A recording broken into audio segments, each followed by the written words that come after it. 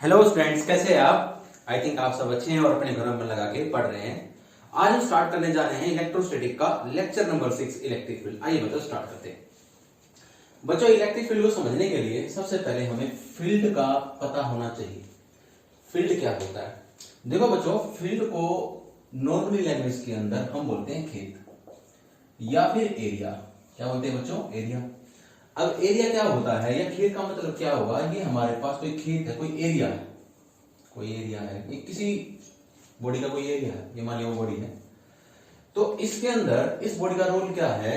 इस खेत के अंदर कोई भी एंटर करेगा तो इस बॉडी की मर्जी से, लीव करेगा बाहर जाएगा तो इस बॉडी की मर्जी से।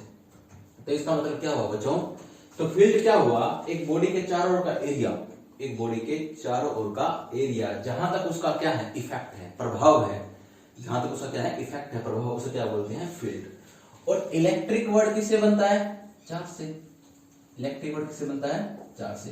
तो field of charge is known as electric field. Field of charge is known as electric field. अगर हम ये सोचो कि इलेक्ट्रिक फील्ड सबसे पहले हमारे दिमाग में कैसे आया, कि भाई हमने कैसे सोचा होगा कि इलेक्ट्रिक फील्ड भी कोई चीज होती है, कोई बला होती है ऐसी। देखिए, हमको पता है दो चार्ज हैं, एक पॉजिटिव चार्ज है, एक पॉजिटिव चार्ज है, या एक पॉजिटिव चार्ज है या एक नेगेटिव चार्ज है। इनके बीच में क्या है? रिपल्शन। क्या ये? रिपल्शन। और इनके बीच में क्या होती है? अट्रैक्शन। टू लाइक चार्जेस के बीच में repulsion and two unlike charge के बीच में अट्रैक्शन। ये हम पढ़ के भी आ चुके हैं। देखिए बच्चों, इनके बीच में क्या? Repulsive force, attractive force. जो ये फोर्स लग रही है, जो ये फोर्स लग रही है, फोर्स का कारण, कोज क्या है? Electric field. यानी कि दो चार्जेस के बीच में जो फोर्स लग रही है, या वो अट्रैक्टिव फोर्स है या वो रिपल्सिव फोर्स है, वो किस वजह से लग रही होती है? इलेक्ट्रिक फील्ड की वजह से। यानी कि इसके इलेक्ट्रिक फील्ड और इसके इलेक्ट्रिक फील्ड, जो ये इलेक्ट्रिक फील्ड जनरेट करता है, जो ये इलेक्ट्रिक फील्ड जनरेट करता है, उसकी वजह से क्या लगता है? Repulsive force. और इन दोनों के जो इलेक्ट्रिक फील्ड जनरेट हो रहा है, उसकी वजह से क्या लगा? Attractive force. यानी कि कोज ऑफ फोर्स भी आप बोल सकते हो। Cause of force is known as electric field. Electric field. अगर हम इलेक्ट्रिक फील्ड की डेफिनेशन देखना चाहें तो सबसे बात है इसके मीनिंग से, यानी कि इसके नाम में इसकी डेफिनेशन छुपी हुई है, चार्ज ऑफ फील्ड, यानी फील्ड ऑफ चार्ज।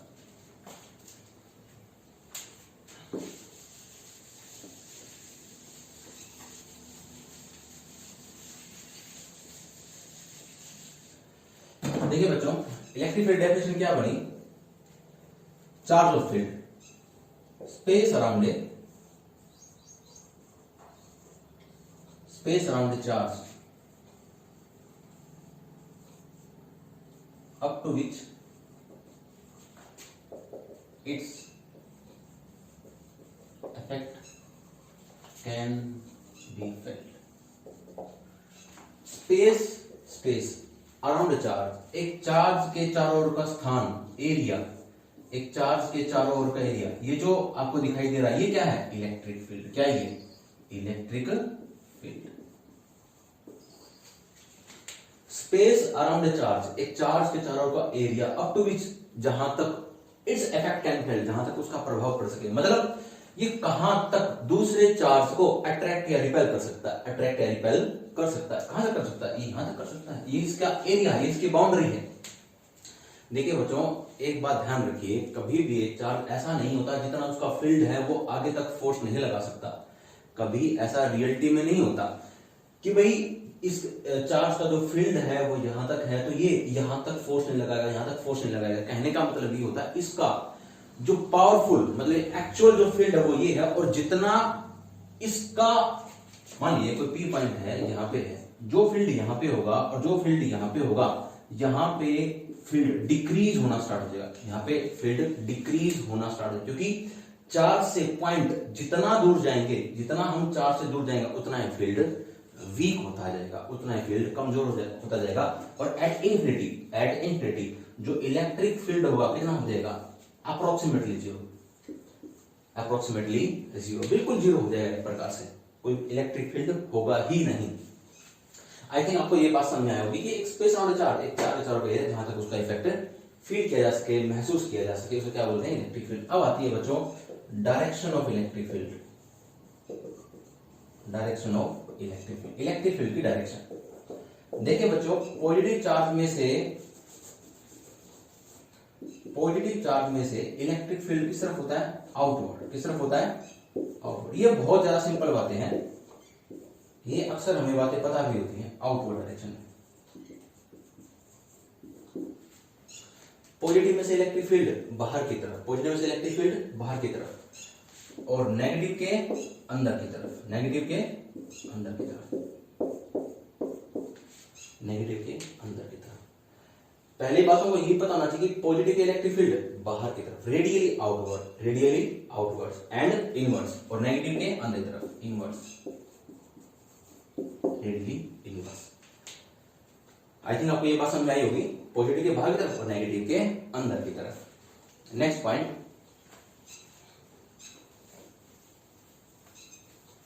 अगर हम electric field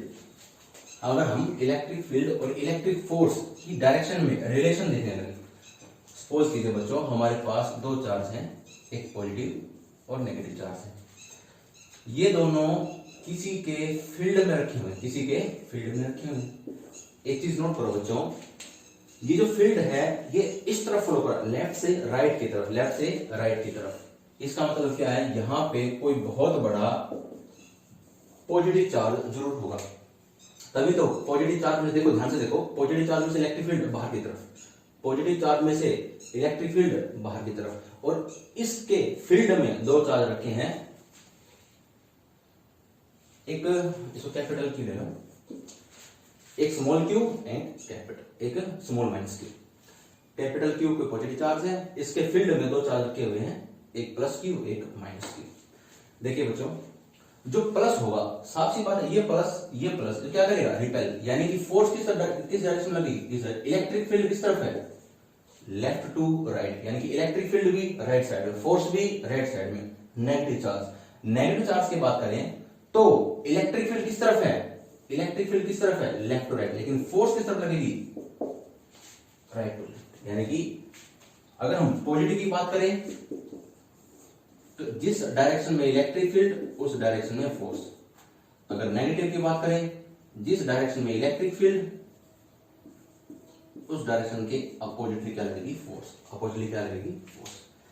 electric field direction इस तरफ, फोर्स इस तरफ, इलेक्ट्रिक फील्ड इस तरफ, फोर्स इस तरफ, नेगेटिव केस में अपोजिट टू दैट केस। अगर हम दोनों को कंपेयर करें तो अपोजिट एक दूसरे की, आपको ये बातें सामने आ गई होंगी। नेक्स्ट पॉइंट, तो हम आगे समझते हैं। देखिए बच्चों, हमने इलेक्ट्रिक फील्ड के बारे में पता कर लिया कि इलेक्ट्रिक फील्ड क्या होती है। अब हमें क्या करना है? इलेक्ट्रिक फील्ड की स्ट्रेंथ पता करनी है कि भाई एक इलेक्ट्रिक फील्ड किसी चार्ज के चारों ओर कितना ताकतवर है, भाई उसकी पावर क्या है, उसकी स्ट्रेंथ क्या है। यानी कि जो हमारा नेक्स्ट टॉपिक है वो है strength of electric field, strength of electric field, electric field की स्ट्रेंथ के बारे में। तीन तरीके हैं बच्चों, किसी भी इलेक्ट्रिक फील्ड को चार्ज है उसके अराउंड जो इलेक्ट्रिक फील्ड है उसको फाइंड आउट करने के तीन तरीके हैं। एक तो electric field intensity, electric field intensity, दूसरा इलेक्ट्रिक लाइन ऑफ फोर्सेस, ये हम पढ़ेंगे, ये तो लेक्चर के बाद आएगा। And third is electric potential, electric potential. तीन तरीके हैं किसी भी चार्ज के अराउंड जो इलेक्ट्रिक फील्ड बना हुआ है उसको फाइंड आउट करने का। Electric field intensity, electric lines of force ये हम पढ़ेंगे, इलेक्ट्रिक पोटेंशियल ये भी हम नेक्स्ट लेक्चर्स में पढ़ेंगे, जब इनका टाइम है जब पढ़ा जाएगा ये भी। आज हम पढ़ने वाले हैं स्ट्रेंथ ऑफ इलेक्ट्रिक फील्ड का first page, electric field intensity, electric field intensity. Suppose कीजिए बच्चों ये हमारे पास कोई कैपिटल क्यू या फिर क्यू, ये क्या है? Source charge. सोर्स चार्ज का मतलब क्या होता है बच्चों? बड़ा चार्ज, बहुत बड़ा चार्ज,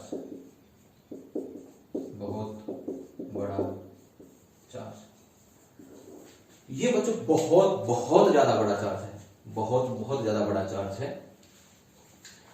इसके अराउंड ये क्या है? Electric field. ये क्या बच्चों? इसका इलेक्ट्रिक फील्ड, ठीक है। एक जस्ट इसके इलेक्ट्रिक फील्ड से बाहर एक बहुत छोटा चींटी चार्ज, एक चींटी चार्ज बिल्कुल ना के बराबर, बिल्कुल ना के बराबर, बिल्कुल ना के बराबर, चीटी चार्ज मतलब कि बहुत बहुत ज्यादा छोटा चार्ज है, ना के बराबर है अप्रोक्स, मतलब कि इसके कंपैरिजन में ये जीरो है, इसके कंपैरिजन में ये जीरो है। हम बच्चों ये भी देखेंगे कि इसको जीरो क्यों लिया गया, इसके कंपैरिजन जीरो क्यों लिया गया। जैसे ही इस क्यू नोट को, और क्यू नोट है क्या, unit positive test charge, unit positive test charge. जैसे ये क्या है, सोर्स चार्ज, बहुत बड़ा चार्ज, ऐसे ही ये चीटी चार्ज है, यूनिट पॉजिटिव टेस्ट चार्ज। देखिए बच्चों, ऑलवेज पॉजिटिव, इट्स कन्वेंशन, ये परंपरा चलती आ रही थी, इसको हमेशा ही पॉजिटिव लेना है, इसको नेगेटिव नहीं लेना है। एनसीईआरटी की बुक में ये पॉजिटिव ही ले रखा है।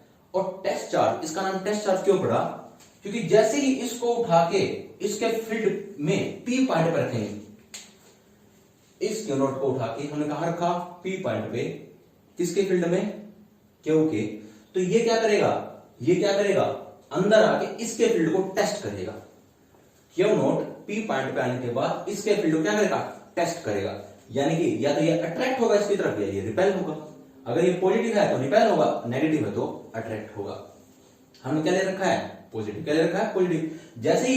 जैसे क्यू नोट इसके अंदर आया, ये पॉजिटिव है और ये भी सोर्स चार्ज कैसा है, पॉजिटिव, यानी कि इसको रिपेल करेगा, यानी क्या लगाएगा, फोर्स, क्या लगाएगा, फोर्स, फोर्स। अब देखिए बच्चों, जितनी ज्यादा ताकत से ये इस पे फोर्स लगाएगा बाहर की तरफ, जितनी ज्यादा स्ट्रेंथ से, ताकत से फोर्स लगाएगा बाहर की तरफ, उतनी इसकी इलेक्ट्रिक फील्ड इंटेंसिटी ज्यादा, और जितनी ये कम लगाएगा उतनी इलेक्ट्रिक फील्ड इंटेंसिटी इसकी कम।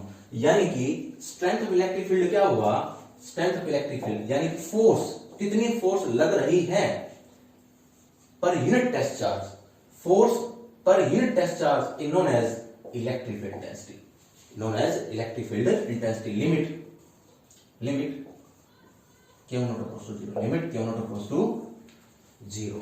हमने ये लिमिट क्यों लगानी पड़ी, इट इज नॉट बराबर बच्चों। अगर हम इस Q नोट को इसके कंपेयर ले लें, यानी कि अगर हम दोनों कंपेयर करने लगे, अगर ये इसके बराबर हो, लगभग कहीं एडजस्ट करता हो कि आपस में बराबर हो, तो इसके फील्ड का जो असर है इसके फील्ड से कम नहीं हो जाएगा, इसके फील्ड का असर इसके फील्ड से कम नहीं हो जाएगा, असर कम हो जाएगा, जिसकी वजह से हम जो इसका इलेक्ट्रिक फील्ड निकालने वाले हैं, जो इसकी इलेक्ट्रिक फील्ड की स्ट्रेंथ निकालने वाले हैं, हम अच्छे से फाइंड आउट नहीं कर सकेंगे। हमको अच्छे से फाइंड आउट करनी है electric field intensity source charge की, तो हमको उसको नेग्लिजिबल यानी कि नेग्लेक्ट लेना पड़ेगा, जीरो के बराबर लेना ही पड़ेगा, लगभग जीरो नहीं। और डेली लाइफ के अंदर पॉजिट्रॉन को ऐसी वैल्यू होती है जो इसको एग्जिस्ट करती है, जो कि हम लेते हैं इलेक्ट्रॉन का opposite, positron, Q naught across zero को लाइक करता है, एग्जिस्ट करता है। Strength of electric field I think आपको समझ में आई गई होगी।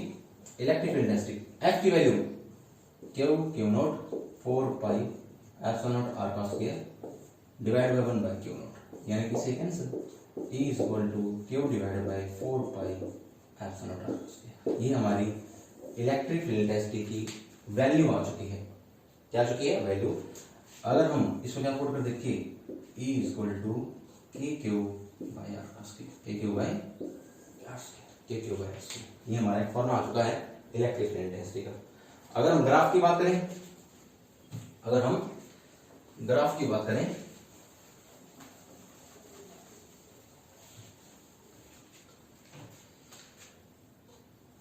इलेक्ट्रिक फील्ड इंटेंसिटी और R के बीच में, अगर हम इलेक्ट्रिक फील्ड इंटेंसिटी और R का एक ग्राफ देखें तो ग्राफ कैसा आएगा बच्चों, ये है E is inversely proportional to R square का, E is inversely proportional to R square. जब भी कोई क्वांटिटी किसी का इनवर्सल प्रोपोर्शनल होती है, तो ग्राफ हमेशा कर्व आता है और इस तरीके से आता है, डायरेक्टली में यहां से उठता है और इनवर्सली का ये वाला ग्राफ होता है। Strength of electric field intensity, I think आपको बच्चों ये समझ में आ गया होगा। Next point,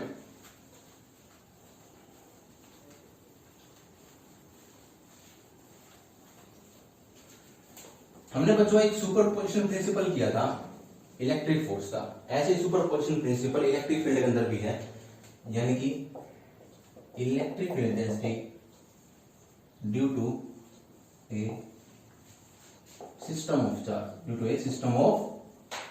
charge. यानी कि आप इसको पढ़ सकते हो superposition principle of electric field density, superposition principle of electric field density. Suppose कीजिए ये हमारा कोई पी पॉइंट है, ये हमारा कोई पी पॉइंट है और यहाँ पे बहुत सारे चार्जेस हैं Q1, Q2, Q3 up to Qn।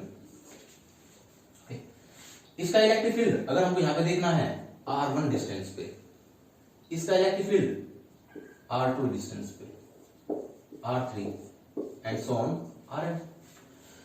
तो अगर हमको नेट इलेक्ट्रिक फील्ड डेंसिटी देखनी हो, नेट इलेक्ट्रिक फील्ड डेंसिटी देखनी तो क्या होगा, सबका इलेक्ट्रिक फील्ड क्या हो जाएगा ऐड, और कैसे वेक्टोरली, यानी कि E2 वेक्टर के लॉ के हिसाब से ये सब क्या हो जाएंगे यहाँ पे add, E1 plus E2 plus E1 के Q1 बाय R1 का स्क्वायर, के Q2 बाय R2 स्क्वायर, के Q1 बाय Rn स्क्वायर, के common Q1 by R1 square, Q2 by R2 square and so on, Q1 by Rn square. ये हमारा net electric field density आ गई at P point. कहां पे? P point पे। Electric field density due to system of charges, यानी कि आप इसको बोल सकते हैं superposition principle of electric field intensity.